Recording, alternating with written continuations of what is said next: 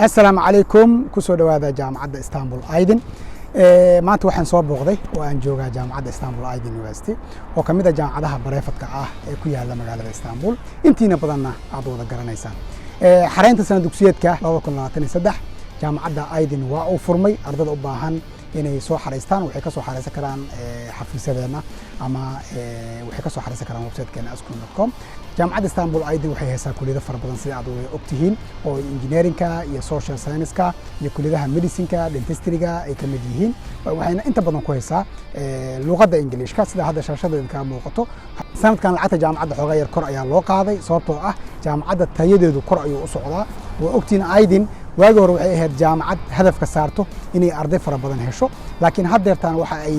xoogga saartay inay tayada jaamacadda kor loo qaado marka dabcan tayadana waxa la socdo qiimaha yani jaamacadda dabcan way jiraan jaamacadda tayadoodu ay sareyso qiimahooduna uu macquul yahay sida jaamacadda Arel oo kale Atlas oo kale laakiin haddana saas ay tahay Aydin waxa ay go'aansatay in lacagta kor loo qaado marka xogaa sanadkan 5,000 ilaa 6,000 u dhaxayso ayaa lagu dhiga doonaa kulliyadaha baashka ah kulliyadaha inta badan buuxsama jaamacadda Istanbul Aydin waxa kamid ah computerka software engineering-ka medicine-ka iyo dentistry-ga way ogtiin sanadkii hore arday fara badan oo nala soo xiriirtay bisha May kulliyada computerka iyo software uma aanan helin sidoo kale ardada u baahan inay dhigtaan kulliyada medicine-kana waxaan leeyahay jaamacadda Istanbul Aydin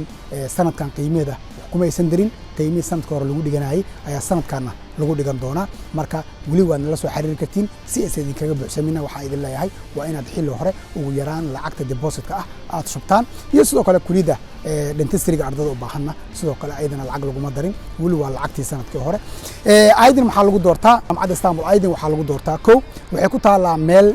arday kasta ka soo aadi karo oo deegaankeeda waa Beeshol Metrobuska ay ku dhagan tahay sidoo kale waa jaamacad quality leh waana jaamacad runtii professoradoodu ay aad iyo aad dad ku takhasusay waxa ay dhigayaan ay yihiin runtiina waa jaamacad ardayda isku wada raaceen tayadeeda marka hadii aad leedahay waxaan rabaa jaamacad fudud Aydin ma ahan jaamacad fudud runtii waa inaad ogaataan waa jaamacad adag oo in laga baaso casharada qaar xataa ay adag tahay marka qofkii ishuba oo kaliya ayaan dhihi lahaa Aydin lacag ku shub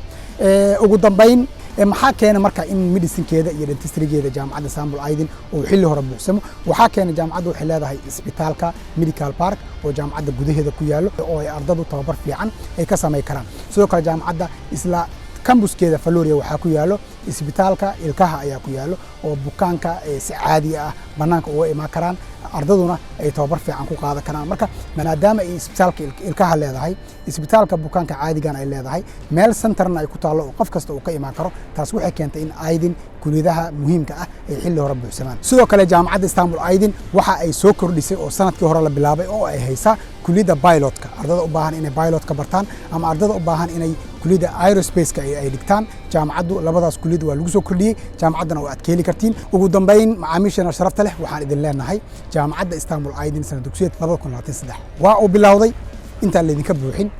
nala soo xiriira oo ka soo xareysta xafiisyada